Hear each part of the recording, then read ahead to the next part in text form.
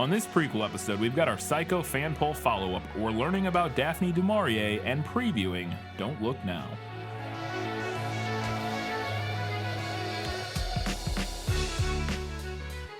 Hello and welcome back to This Film Is It, the podcast where we talk about movies that are based on books. We have a very full prequel episode, so we're going to get right into it, like we always do, with our patron shoutouts.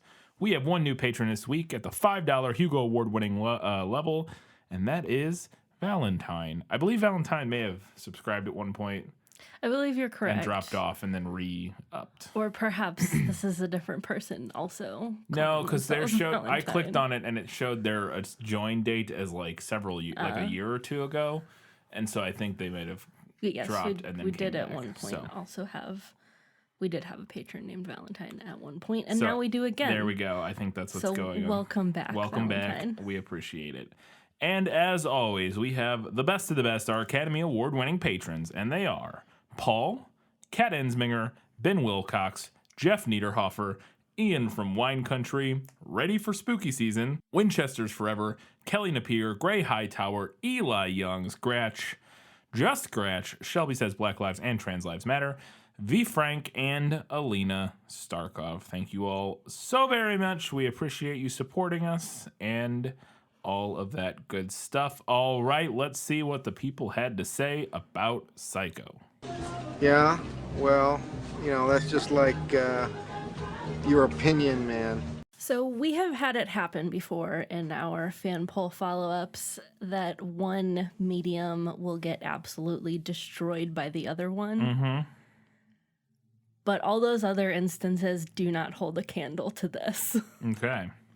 So on Patreon, we had 5 votes for the movie, 0 for the book, and 2 voters who said they couldn't choose. Okay. Could not choose between the book and the movie. V. Frank said, the movie is simply a classic. Have to give it to the movie here, which could arguably be one of the best movies ever made. 14th on the AFI Top 100 list. The book adds color to the Bates characters for some of the inner dialogue that is so difficult to translate to the screen, very similar to the Hunger Games series over the summer. If you had only ever seen the movies, reading the book lends insights into Katniss that are simply missing if you just follow the screen version. But it's nowhere near enough to put the book out in front of the movie as far as which is best. Fair. And I think that's an apt comparison. It's kind of like the opposite, whereas I felt like with the Hunger Games that made the books better. Yeah. Having that insight.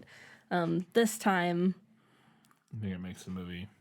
I don't think that was necessarily something that made the movie better per se, but I think that the movie is just the better of the two. It definitely makes it different. It for sure makes it different, but I think it is also accurate to say that the book does add like something extra there. Yeah. But I don't think that is necessarily like, I don't feel the absence of that in the movie the way that I did with the Hunger Games. Yeah.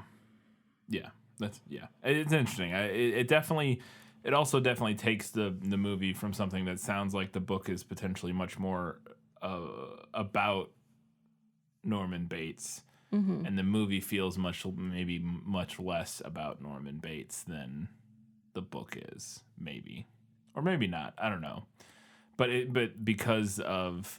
I would say the movie's... Because, Norman Bates doesn't show up for 30 minutes or whatever, which I guess maybe he might not in the book. I don't know. We start with Norman in the book. Yeah, and I think, at least in this movie, Norman Bates' character is much less of...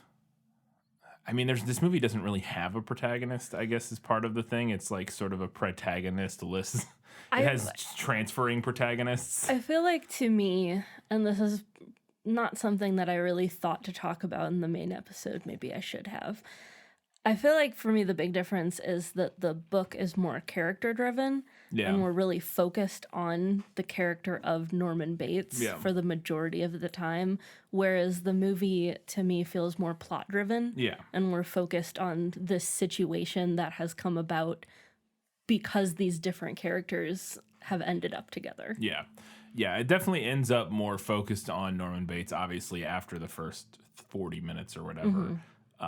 But yeah, it's definitely it's just a little different. Over on Twitter, we had 9 votes for the movie, 0 for the book, and 2 people who, again, could not choose. Bat Nelson, cartoonist Dracula, said, "Too close to call for me. I've always loved this film, but now having read the book, I also really enjoyed the in-depth look we get into some of the characters. Both are masterpieces in their own right." Kelly Napier said, "Went with the movie, similarly to last time because of the director. Hitchcock was a genius, and many of the reasons why are on full display here. The book was all right, and I did enjoy the look into Bates' inner monologue that we didn't get in the movie, but the movie still wins. Also, my husband, who watched the movie with me, declared that Marion is the true psycho of the movie because she got in the shower and turned it on instead of turning it on and letting it warm up first before getting in." Fair, that's fair. It's fair, yeah. To be fair, they may be in, because they're in California, aren't they? Or It's like Arizona. Arizona. It may be warm to where she's not letting the shower warm up. Or maybe she wants. I Like still turn the cool shower on shower. first before.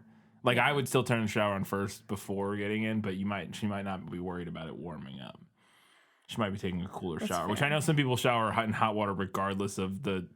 I adapt my shower temperature a little bit to the. I think I normally like a warm water, but there are definitely times when I prefer. I mean, I don't ever shower. take like cold showers necessarily, but during the summer when it's hot, I will take relatively cool showers, and I won't worry about like the water warming up or anything. I also don't particularly like the feeling of water like hitting me, so I would never turn it on and like while I was standing in the tub. You mean the initial feeling? Yeah, the initial feeling. Because I was like, it's hitting you the whole time you're in the shower. Stepping into it is different. Right. Somebody back me up here. No, I know what you're saying. I do know what you're saying. That's why I said the initial. But like, I've never liked the feeling of being like accosted by, like, I don't like being splashed. It is true. When you turn on the shower after you get in, you are accosted by the shower. As opposed to you accosting the shower. It's very aggressive. Yeah. Yeah, you're also very much in less control. Like you turn it on and whatever happens. When you turn it on first and then get in, you have much more control. I can take my time. Yeah, and I do generally I almost always stick my head in first instead of So no, I get it. And our final comment on Twitter was from Shelby Suderman, who said, "The wannabe Norman Bates is so common nowadays that it was something of a revelation to watch this movie and see both the inspiration and what this archetype looks like when it's working. I also preferred starting with Marion and not getting to Norman until she meets him in the film. For those reasons, I'm picking the movie." And I think it is true that Norman Bates has become like a villain archetype now. Yes. One thing we didn't talk about at all, and I wanted to mention it at some point here, is the sequels to this movie. There are 3 sequels that are and I know nothing about any of them. Of good. I've actually never seen any of them, but I know that generally speaking, the second movie is considered a fairly underappreciated sequel in terms of it being fairly good. And not to the same quality or caliber or it's not the game-changing film that Psycho was, but it's often it'll show up on lists of underrated sequels or sequels sequels that people forget doesn't about. Deserve the kind of guff that sequels often get, and doesn't deserve to have been forgotten in the way, because most people don't even know I forgot. And I knew, and I forgot that there were sequels to this movie, and that star Anthony Perkins. All of them have Anthony Perkins, at least in some capacity. And then the second and third one both star Anthony Perkins. And the second one is interesting from what I know of the story. It's about him getting out, and trying to return, and actually being cured, quote unquote, and like trying to like restart his life in the same town and whatever. It sounds interesting, but it's supposedly fairly good. But there are murders, and you don't know the whole time if it is, is Norman doing it again or is it somebody else, blah blah blah. It's supposedly pretty interesting, pretty good. The third one not as good, and then the fourth one also not particularly good. But the third one Anthony Perkins actually directed. Interesting. And fun fact about the second one, at least. So you mentioned how in the movie they dropped all of the sort of relationship-y feeling things between Lila and Sam. In the sequel, they're married. Oh, God. And then there's also, I forget what I said, like 3 or 4 sequels to the book. Oh, okay. I don't know. Which what don't I will have say is anything I don't to do know. with, like, my understanding is they don't have anything to do with the sequels to the movie. Okay, like, that's it's what I was two wondering. different I didn't know if branches they had of anything lore. Interesting. So if you're really into Psycho, there's plenty out there for you to consume. Yeah. Plenty of content. Yeah, but yeah, I would. From what I've heard, I would consider checking out the second one at least because it's supposed to be fairly good and fairly interesting. And then there's Bates Motel, which I've never seen. Yes, but which I've heard know is also a lot very of good, and people that's a prequel essentially. Yes. It's when he's a child, or a teenager or whatever. But yeah, I have never seen anything of it, but I've heard it's good. So on Instagram, we had 11 votes for the movie, 1 vote for the book. The Leap77 said, I don't think it would matter how good the book was. Psycho's impact on film and pop culture just can't be understated. We can talk about how great a piece of literature is, but more often than not, most people won't even bother reading it. Sorry, Katie. I kind of feel Psycho took advantage of newly formed Cold War fears and also had the scariest horror sting in history, thanks to the great Bernard Herrmann. It was no contest from the get-go. Mm-hmm. I wouldn't be offended if someone didn't want to read this book. There's a handful of books that I will recommend to anyone regardless because I just think they're that good. But aside from that, I would really only recommend this book to you if you're really into the movie. Yeah. And hadn't read it. I would probably say like, hey, you haven't read the book, you should check it out. It's pretty close to the movie. Yeah. But it dives a little bit more into Norman. Another thing we didn't mention that I didn't know about and I found out recently or today or yesterday doing research when I was looking at the sequel stuff is that apparently Psycho, and we didn't mention this, it was the first movie to ever feature a toilet, to ever see a toilet on screen in a film. Okay, that's like a fun fact that I both 100% believe and also find really wild and unbelievable. Yeah, apparently it was like it was a somewhat of a rating. I don't even know if it was an unwritten rule type of thing. It's just like considered kind of rude, kind of like probably. meh, yeah. Like crass. Supposedly, yeah. And that apparently Hitchcock told because part of the whole movie was sort of like about pushing boundaries and like figuring out, because like there's no nudity in the movie, but there's more like implied nudity and like all that kind of stuff. And obviously the violence is more, and that you see blood and all this sort of stuff. But apparently the writer, Hitchcock told the writer had said something about wanting to include a toilet for the first time ever or something, or have a toilet be on screen. And Hitchcock basically told him, well, then write it into the plot somehow. So it's important. And so that's why the money is nice. As opposed to the earrings. As opposed to the earring. All right. Okay. I'll allow it. Yeah. I still think an earring is more interesting, but I'll allow it for the first toilet on screen. Yeah. Maybe that was what Walt Disney found so disgusting about the film. Very possible. There's a toilet in it. Yeah. Jedi-Ann9 said, Hitchcock plus Herman plus Perkins plus Lee equals one of the most iconic horror movies ever made. I kind of feel bad that no one really knows who Robert Bloch is, but his book just can't compete, even if it did come first. Yeah. I mean, it's fair. Yes. And our final comment on Instagram was from Marvel Book to Movie, who said, this was the first movie that made me fall in love with the slasher genre almost a lot, plus my first horror movie, discounting Jaws. I enjoyed some of the most famous moments in the movie, and I'm all here for it. The book I read while on vacation last year in La Quinta was almost as good as the movie.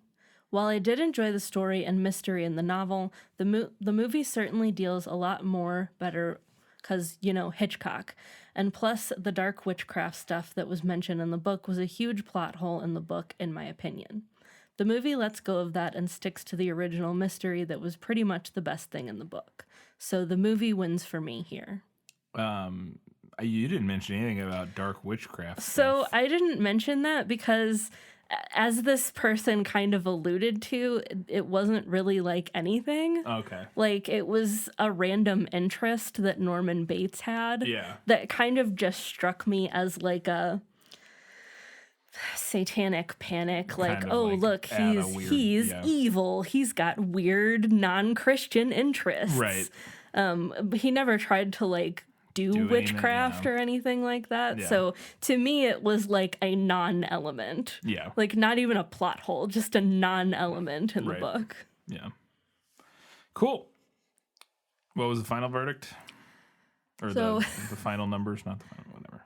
Our winner this time was the movie with 25 votes to the book's one. That one person One coming out lone, for the book. and that one person who did not leave a comment No comment. to stick up for the book, plus 4 voters who couldn't make up their minds.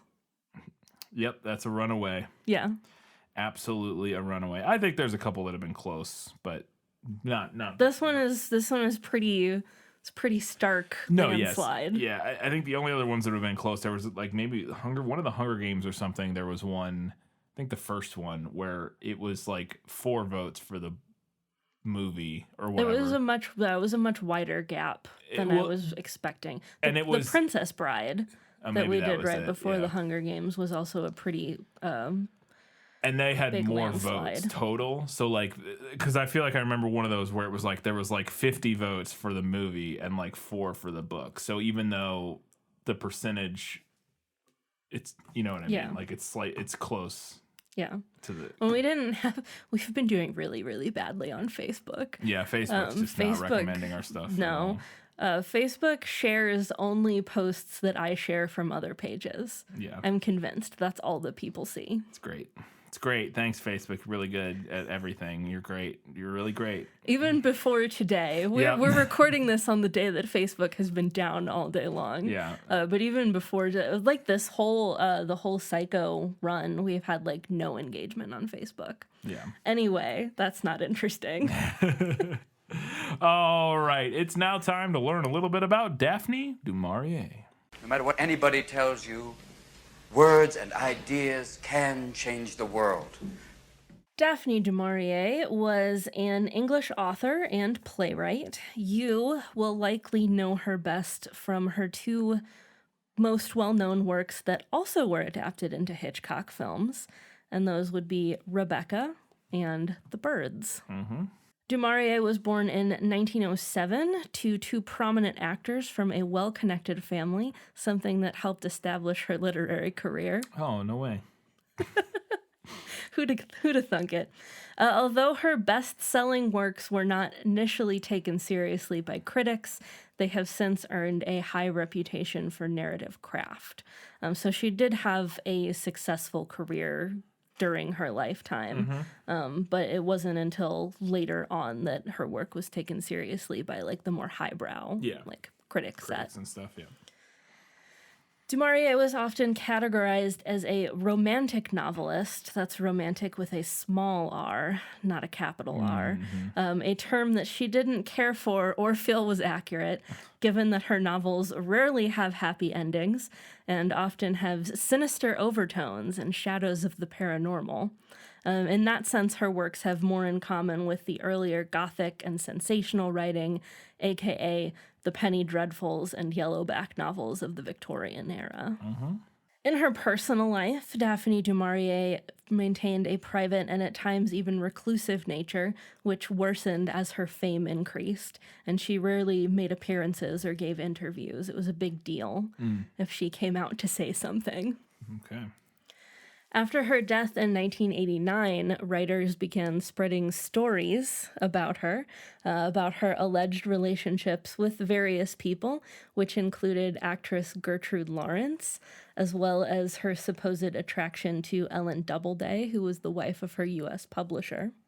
That's a whole movie in itself right there. Yes, that is a whole thing. This kind of rumor that she was purported to be bisexual, possibly sapphic in some way, so to speak. And it's not really a thing that I personally like to speculate on about people who are dead and gone, their sexuality or their gender identity. I don't feel like that's fair because they can't say anything about it. Right. But there are these speculations. The supposed relationship between her and Gertrude Lawrence has been denied by both of their children. So du Maurier also stated in her memoirs that her father wanted a son. Being a tomboy, she wished to have been born a boy.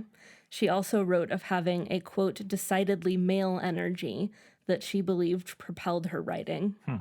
And again, something interesting I think that can get a little bit rough with like historical examples because maybe she does mean like I should have been a boy or wish I had been born a boy, or maybe it's like, gee, I wish I were a man, I'd have rights. There's especially historically it is tough to tell it gets tricky because everything is so and not that things still aren't so deeply like rooted in patriarchal society, but especially 50, 60, 100 years, 200 years ago, whatever, historically it's even greater, and so it's very common, I feel like, for people to talk in those terms when they might not necessarily right. And the other we may be tricky kind thing of about viewing it them through a modern lens is that even if she did have like questions about her gender identity, I doubt she would have had the language to discuss that in a way that would ring true to what we're used to seeing now. Yeah. There are a handful of accusations of plagiarism against du Maurier. Wow. We love a scandal. Shortly after the novel Rebecca was published in Brazil, critic Alvaro Lins and other readers pointed out many resemblances to a 1934 novel, a successora. A successora. Lots of sounds in that tripped me up. Yeah, the de-esser is going to work overtime on that one. Yes. By Brazilian writer Carolina Nabuco.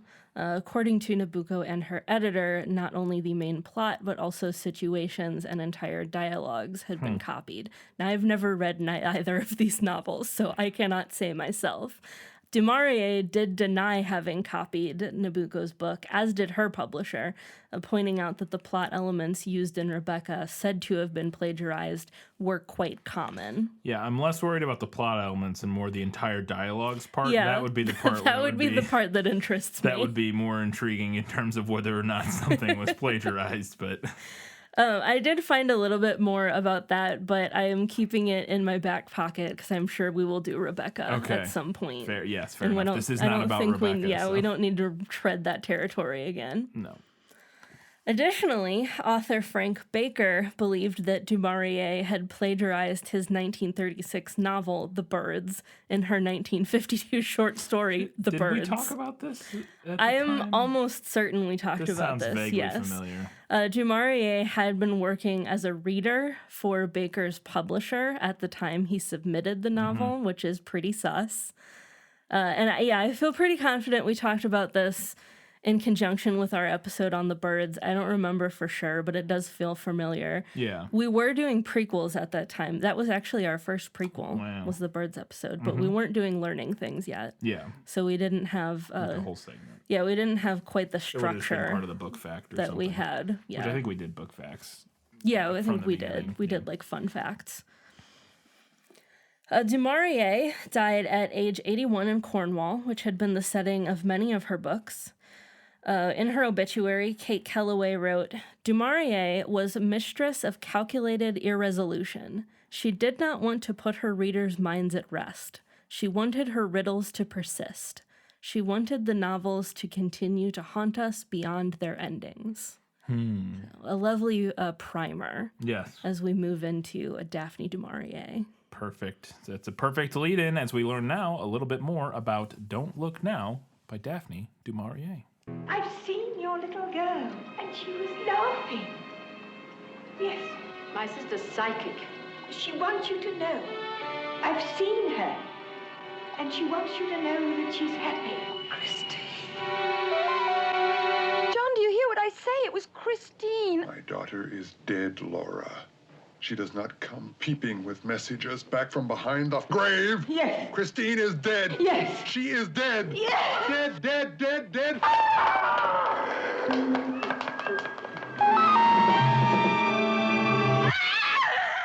I did not find very many fun facts about this. Yeah.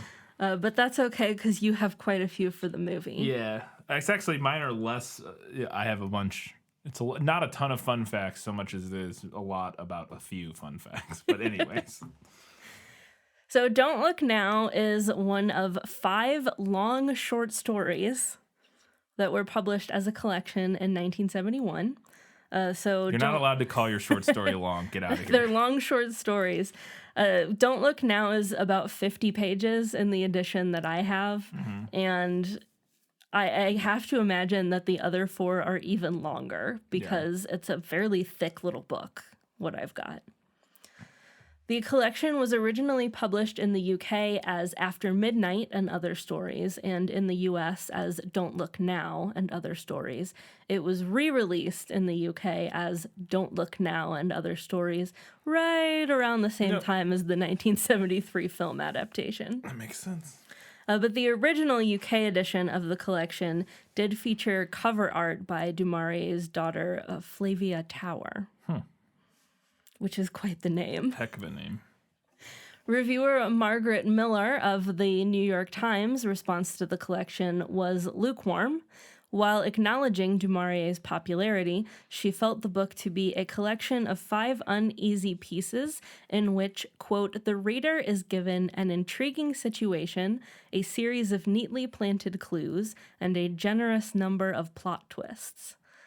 So that sounds pretty par for the course for like a mystery story for me, but I guess she felt like it wasn't particularly it didn't creative. sound particularly negative. It just sounded like a description of.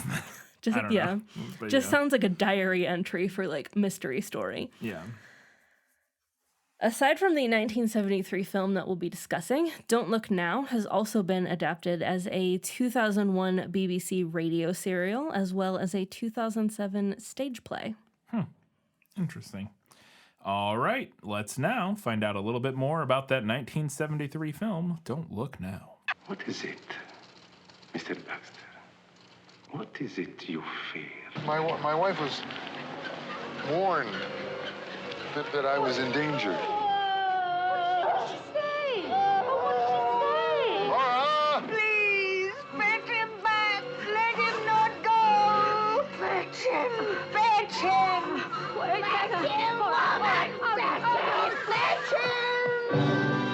I hope it's not another murder.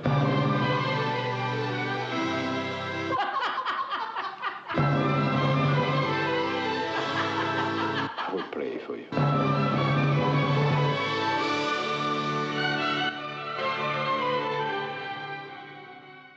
As I mentioned, it's a 1973 film directed by Nicholas Reg. I didn't look up how to pronounce this guy's name. Reg, R-O-E-G.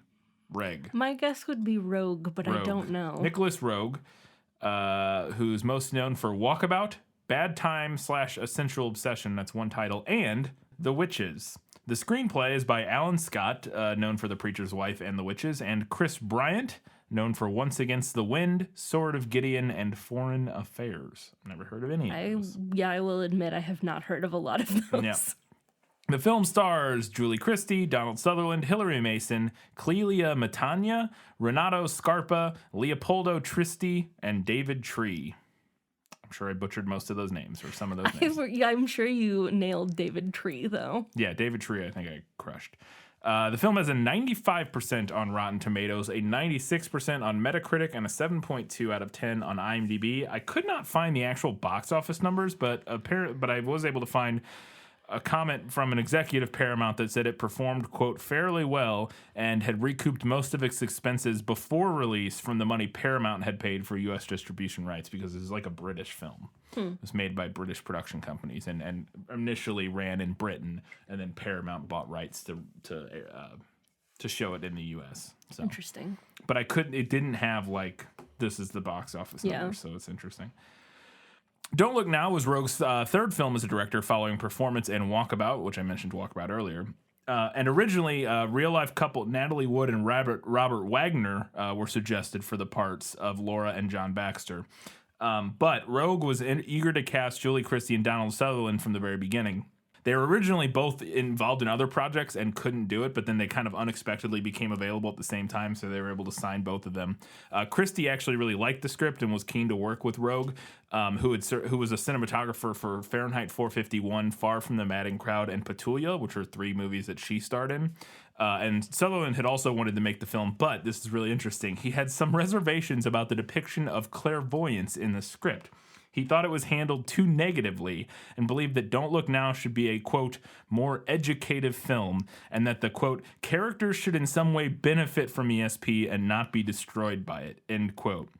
Rogue apparently, though, was resistant to changes and issued Sutherland an ultimatum that it would go his way or he would not be in the film. So I thought that was interesting. Donald Sutherland's like, apparently Donald Sutherland, big psychic medium fan, or used to be in the 70s. Who knows if he still is.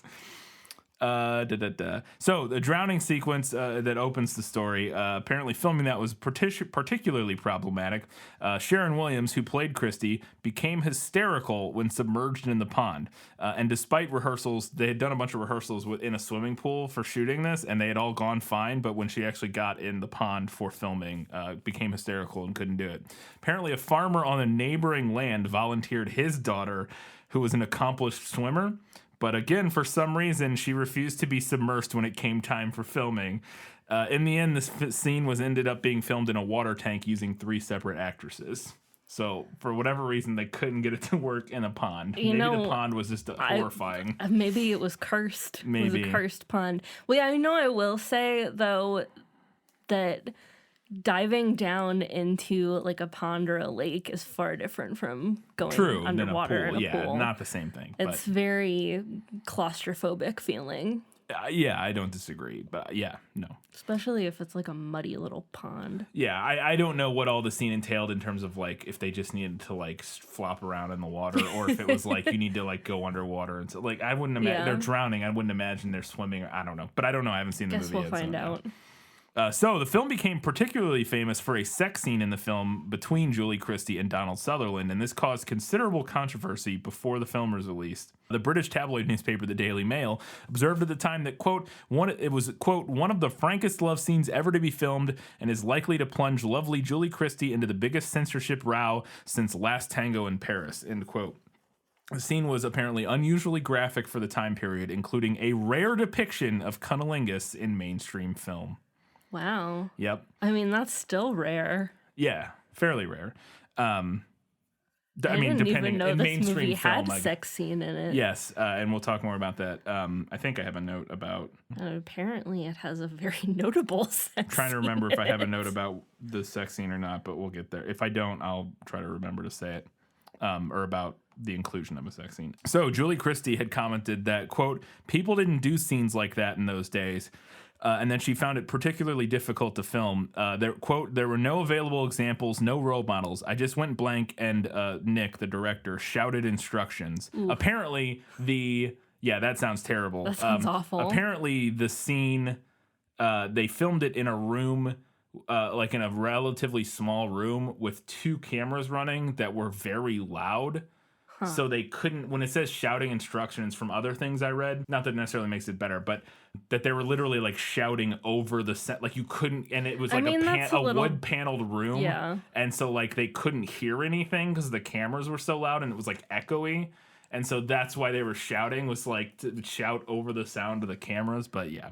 I mean, That does sound a little better than like he's screaming. He's not screaming at like- her. Again, that's some other thing I read, but who knows? Yeah, but that still all sounds like very upsetting and nerve-wracking. Yes. So the scene caused problems with censors on both in America and in Britain. The American censor advised Rogue explicitly saying, quote, "We cannot see humping. We cannot see the rise and fall between thighs," end quote. The scene's much celebrated fragmented style where it plays out. And I saw, actually, if you go to the Wikipedia article for this movie, there's like a 15-second shot of this video clip of this sex scene with some nudity in it. So the scene's sort of celebrated fragmented style where you jump back and forth between them having sex and them getting dressed after having sex was actually the result of accommodating the censors, basically. Whereas and Rogue said, quote, "They scrutinized it and found absolutely nothing they could object to. If someone goes up, you cut, and the next time you see them, they're in a different position, and then you obviously fill in the gaps for yourself. But technically speaking, there was no humping in that scene," end quote. God. In the end, apparently, Rogue only cut 9 frames from the sequence, and the film was awarded an R rating in the U.S. In Britain, their Board of Film Classification judged the uncut version to be tasteful and integral to the plot, and a scene in which Yellowstone's character can be clearly seen performing oral sex on Christie's character was permitted, and it was given an X rating and adults-only certificate. So there are 2 cuts of this, like an American cut and a British cut? No, I think they're the same cut, and I believe it's just that it was given a slightly higher rating. Oh, okay. I misunderstood that. The British version. Although, I don't know. It's hard to tell. It does say uncut version, but I don't know if that means... So the U.S. version cut 9 frames, which is nothing. That's a third of a second. So, like, Right. I don't know what... Which, and I'm assuming whatever we'll be able to access here is probably the American version. Yeah, I would anyway, imagine. So I would think. It sounds to me like they're very similar regardless. So apparently, and it goes on, it's even more, the intimacy of that scene had led to rumors that Julie Christie and Donald Sutherland had actually had unstimulated sex, and those rumors had persisted for years and years, and that apparently the outtakes from the scene were like people knew, like they existed of them just like having sex, like actually having sex on camera. And then Michael Dealey, who oversaw the film's UK distribution, claimed on BBC's Radio 4 that Warren Beatty had flown to London and demanded that the sex scene featuring his then-girlfriend Julie Christie be cut from the film. The rumors were seemingly confirmed in 2011 by former Variety editor Peter Bart, who was a Paramount executive at the time. And in his book, Infamous Players, A Tale of Movies, The Mob, and Sex, Bart says he was on set on the day the scene was filmed and could clearly see Sutherland's penis, quote, moving in and out of Julie Christie, end quote. Bart has also reiterated Warren Beatty's discontent. I always say his name wrong. Warren Beatty. Discontent, noting that Beatty had contacted him to complain about what he perceived to be Rogue's exploitation of Christie and insisted that he be allowed to help edit the film. Sutherland subsequently issued a statement, though, through his publicist stating that the claims were not true and that Bart did not witness the scene being filmed. And another film of the film's producer corroborated Sutherland's account that the sex was entirely simulated. So there you go. That's the whole ordeal of the sex scene. What an ordeal. Yeah. Jeez. Who knows what's true and what's not there in terms of like whether or not it was simulated or not. It wouldn't surprise me because there was so much hubbub around the scene in like because with the censors and everything and before the movie ever came out, that it's the kind of thing that stories would get started about, like, no, they were actually having sex. Yeah, but it's also not outlandish that they maybe were just like, who knows, it's I don't know, but there you go. Do with that information what you will. Italian guy Renato, whose name I butchered earlier, Renato Scarpa, plays Inspector Longy. Doesn't speak English.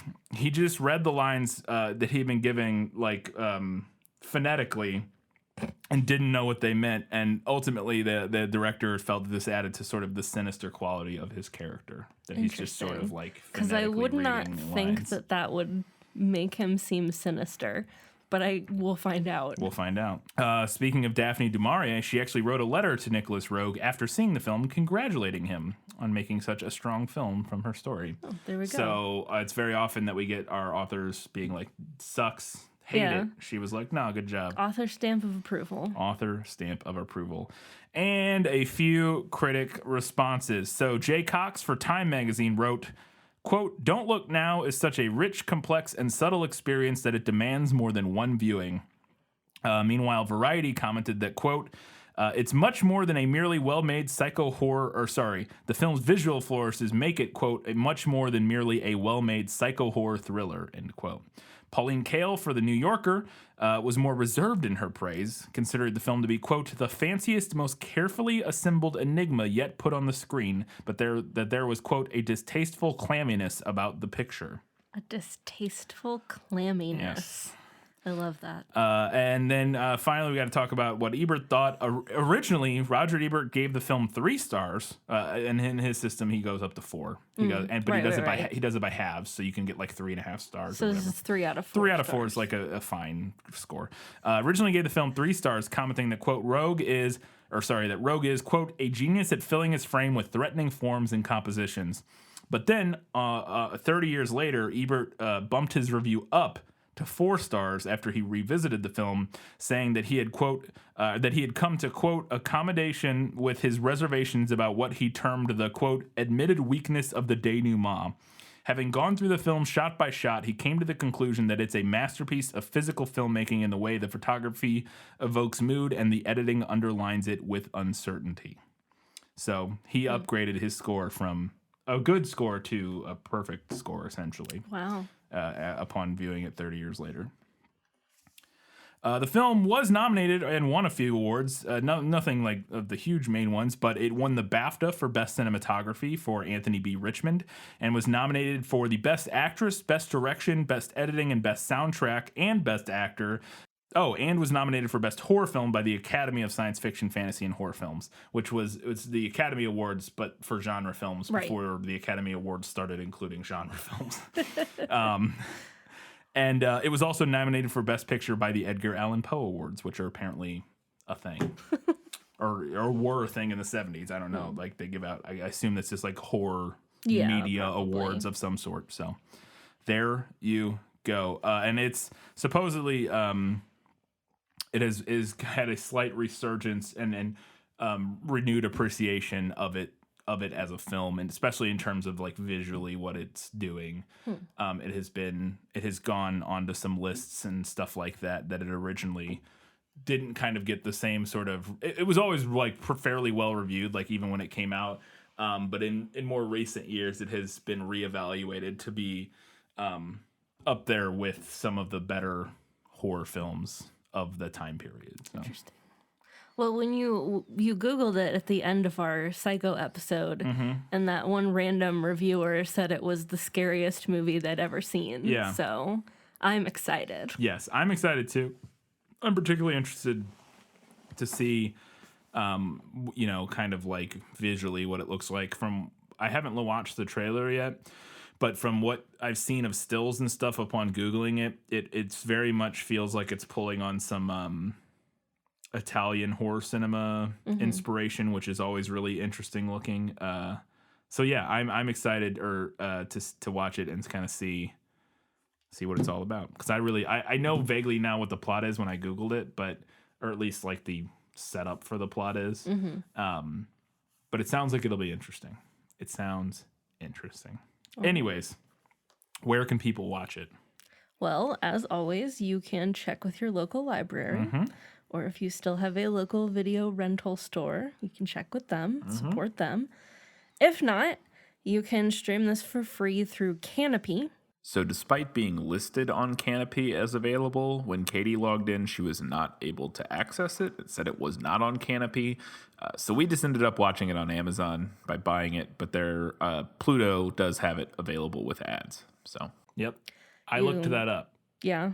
It is a library streaming service. Oh, okay. You have to sign in with a library card or your university account. So we should sign into that. You can do it with SEMO. Our local library didn't show up. Like I looked, like it said, SEMO like probably has access to more stuff anyway. Yeah. Well, no. Well, so I don't. I think whatever's available on this site is available on this site, but in order to get into it, you have to have either a university Okay, like I see what you're saying. email or whatever, Yeah. or a library card. But Okay. like it doesn't, what you have access to doesn't vary depending on what university you know what I mean? Like Okay, it's literally just this service. In order to use it, You have to you either have to have a library card or a university Okay. thing. So Well, I have that. yeah, our local library wasn't on there. Like when I looked it up, so Right. I couldn't sign in with like my library card. At least it didn't show up. But our university was, like it said, Cool. sign in with your university account or Yeah, whatever. we should sign into that. And it had lots of stuff, like a lot of like classic movies and stuff, and even modern stuff. Like Lady Bird was on there. Like it had a fair amount of like interesting looking content. So go check out Canopy.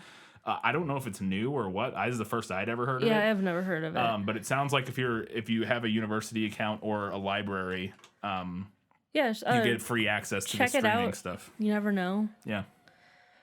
You can also stream this movie with ads through Pluto TV. It's Canopy with a K, by the way. Yeah, Canopy with a K. Or you can stream it with a subscription to the Criterion channel. Mm-hmm.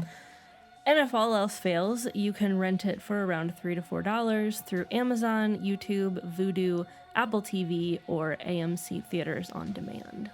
There you go. Those are all the places you can watch Don't Look Now. We'll be watching it. We'll be watching it tomorrow, actually, because we're recording a little bit early. We're going out of town. But we'll be watching it, and in 1 week's time, we'll be talking about it.